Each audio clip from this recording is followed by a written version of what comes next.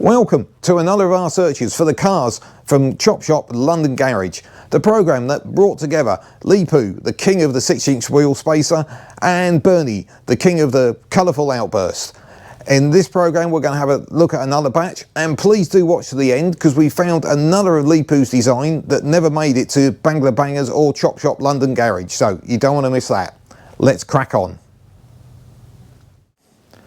So first up, we are going to look at the Bentley that was built for Virgin Radio and supposedly was inspired by a bacon sandwich.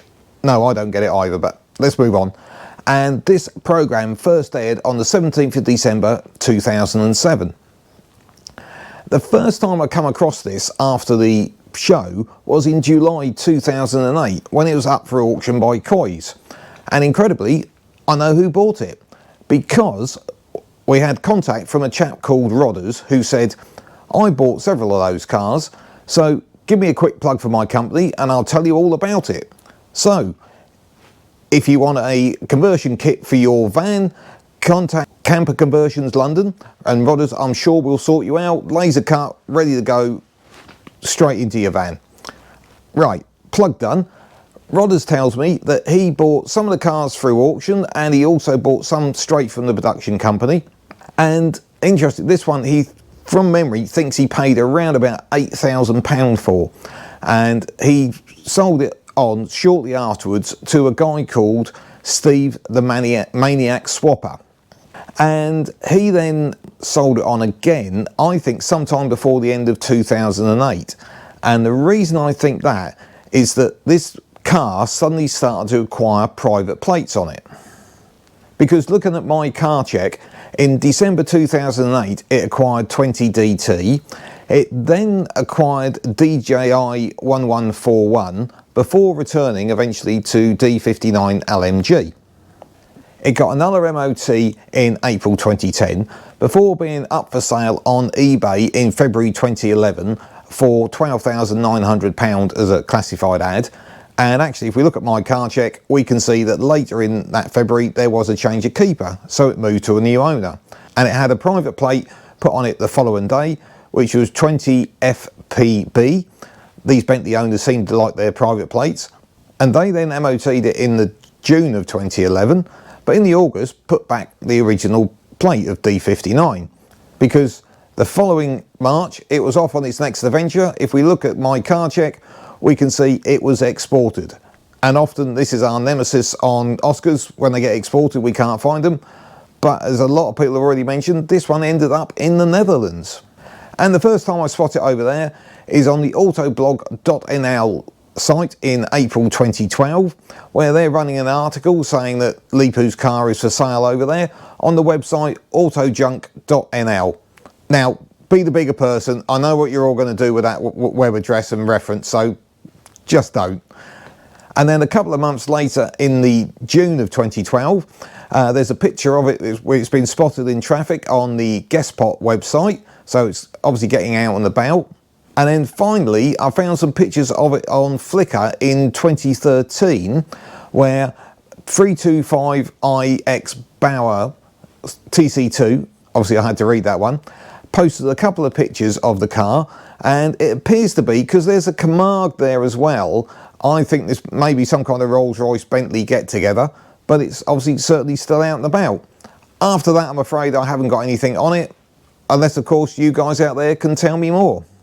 So let's move on to the Angel car, which was built from a London black cab, the idea being it's going to be a car used for weddings, I think in particular Bangladeshi ones.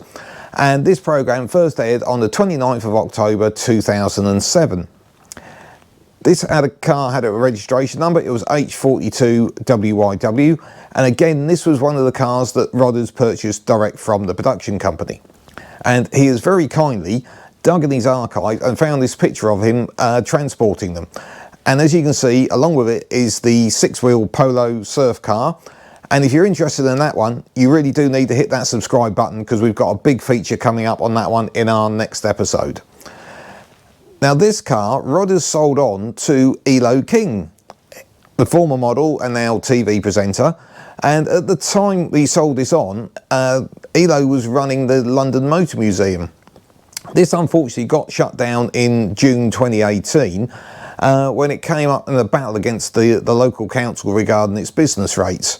After the museum closed, quite a lot of cars were sold off, but the Angel car didn't appear to be amongst them. And Elo is now in Miami, and to be fair, Rodders did reach out and try and get hold of him for me, but unfortunately we didn't get a reply, so at the moment we don't know what's happened to that one. We do have one little interesting thing. It's not on DVLA, but it is on My Car Check, and also it's on the MOT register, and as you can see it's down as an Angel car. I think there's an issue here with some of these cars that DVLA have perked up and noticed they've been modified, and when people are applying for V5s, they're sitting on them until they know more information about what modifications have been done to them. For example, this taxi would be fine because the original cab had a separate chassis, and as long as you don't modify that, everything's fine. But I think we're going to find more and more of this coming up. The third of the Rodders cars is the Congestion Car, and this program first aired on the 3rd of December 2007. Frankly, it's a bit of a horrible little thing, isn't it? I sort of see the concept. It was a bit of a recycled smart car kind of thing. Pretty horrible. Rodders said it was pretty horrible, and he paid about £400 for it, he reckons, from memory, and ultimately he scrapped it. Okay, let's move on from that one. On to a couple of quick updates on two other cars that Rodders purchased. One of them was the Frog Eco car. He said he paid about £1,100 for that, and he said it was a cracking deal because in the back was a brand new workshop compressor, so he was quite chuffed with that one. He sold it on to someone in Surrey in England, and then he believes that's the person then sold it on to Bristol. So we've got the route of that car.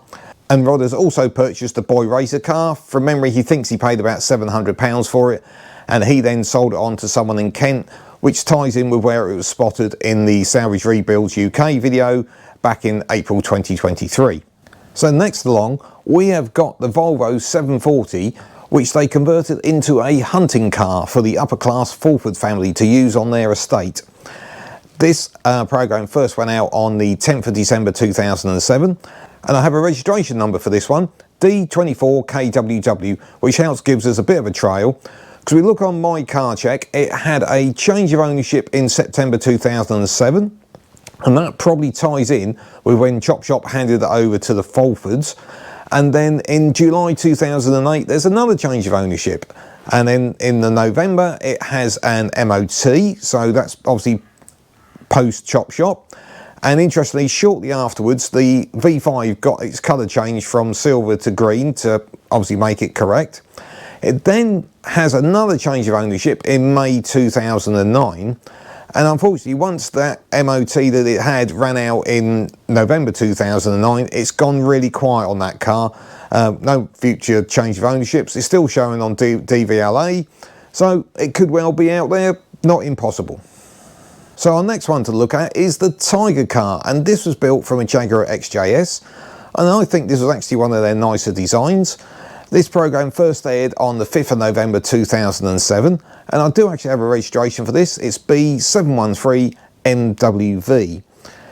Interestingly, this car first appears for me actually before the program aired, which was in October 2008 when it was on eBay by a seller called SJM Prestige up in the northeast of England, and they put it up for auction. It got to £9,200, but it didn't meet the reserve, and there was quite a buoyant, shall we say, description of how fantastic this car was, etc, etc, and how they were just going to retain it and use it for other promotional purposes if it didn't reach its reserve. Not sure what happened to it afterwards. I did find on the National Street Rods Association forum a post someone called Scotty had copy and pasted across from the Discovery forum, which doesn't appear to exist anymore, I'm afraid, and they had posted that they'd actually bought the car. Now, whether that was SJM Prestige or whoever purchased it from them, but they said they were very happy with the car. They'd had to sort out a few little niggles like fitting seat belts. Well, sounds a bit more of a niggle, but hey. And generally they were very bubbly about the car and really enjoying it.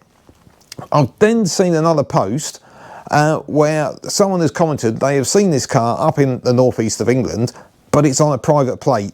And yes, that's another of our nemesis here. once you've changed to the private plate, unless we know what it is, it's very difficult to track back the history, because this one with that number plate of B713 doesn't exist on MOT history, it doesn't exist on DVLA, it doesn't exist in My Car Check. So if somebody out there knows what plate that car is on now, or even if you own it, please do get in touch. And finally, a car of Leepu's that you may well have not seen before. Between the filming of Bangla Bangers and of Chop Shop London Garage, in June 2006, Leepu spent some time at the Rich Mix Art Centre in Bethnal Green, London, as like artist in residence, I think they described it as, where he converted a Capri into like a supercar of his own design. It's obviously quite a design there. I'm not sure about the side impact protection on the doors, but maybe with these things, you know, we need to look at them more of works of art than of actual cars or vehicles, maybe. Don't know. One for you guys to discuss. And the other thing is, before you get all excited about them wrecking a Capri, by the wheels I can tell this was a basic 1.6 LS version. And let's remember, in the early noughties, you know, Ford Capris were about as popular as Greg Wallace at a WI meeting, so they really had no value. But I really have to thank Ben Wall, because he did a great job of pointing me in the direction of where this car is, and it's the Beckton Skills Centre in London, and you can actually see it on Google Earth, and from a street view we can see that the car is looking pretty unloved, stuck there behind the fence. This was November 2020. If it's still there, obviously I don't know, be interesting to find out. As ever, thank you everyone so much for watching. I really hope you've enjoyed this, and please do hit that subscribe button, because next time out we're going to have a really cracking episode on these cars.